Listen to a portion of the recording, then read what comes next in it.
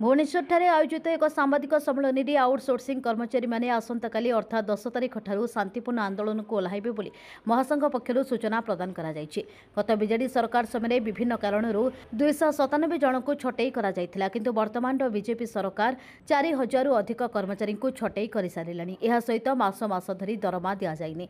तेणु कर्मचारी तथा सेवानक परिवार वर्तमान संकटरे। तेणु सरकार को एभली जनविरोधी शोषण नीति को विरोध करी आसंताकाली ठारू अनिर्दिष्ट काल पर्यंत आंदोलन को ओह्लाइब बोली महासंघ पक्षर यार अध्यक्ष प्रभात महांती, सभापति संजय पट्टनायक, हेमंत बस्तिया, दीपक पाणी, सचिंद्र दास और तापस मिश्र प्रमुख सूचना प्रदान करते। अन्यमानक मध्य विश्वजित नाथ, दीपक महापात्र, देव साहू, अभिजित दास, प्रताप नाथ, संतोष सिंह, सौरभ घोष, अमरेश बारिक और समर पट्टनायक प्रमुख इस सांबादिक सम्मेलन में उपस्थित थे।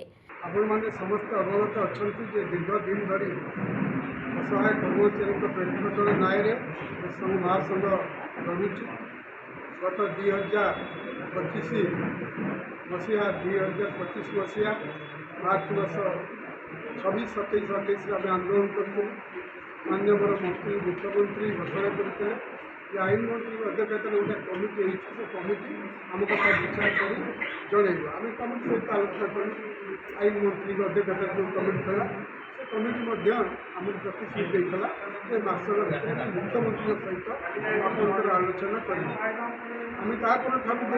दौर ना मुख्यमंत्री आमको समय दौरान ना मंत्री मैंने आमको निर्दिष्ट भाव में किसी आपण मैंने जानते आम आउटसोर्सिंग कर्मचारी ओडिशार सचिवालय आरंभ कर शौचालय पर्यंत सबुठारे कार्यरत, एमतीक मुख्यमंत्री ऑफिस रे कार्यरत।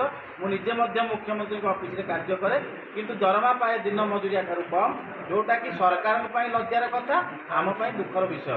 एवं जी माननीय मोहन चरण माझी जी मुख्यमंत्री अच्छा विगत दिन में आम आंदोलन को जामती कही जमी आसंता काली सी आसिले दाबी पूरण करते मसे भर दाबी पूरण करदेवे कहते वर्षे है ना आलोचना ना पर्यालोचना ना किसी कले से जो जे शोती उठेबाई आसंता 10 तारिख ओडिशार हजार हजार आउटसोर्सिंग कर्मचारी आसी गांधी मार्ग में धारणा बसू जे पर्यंत दाबी पूरण नई दरकार पड़े सब ऑफिस दफ्तर बंद करूँ से सरकार दायी रही। भुवनेश्वर विश्वजित दास का रिपोर्ट।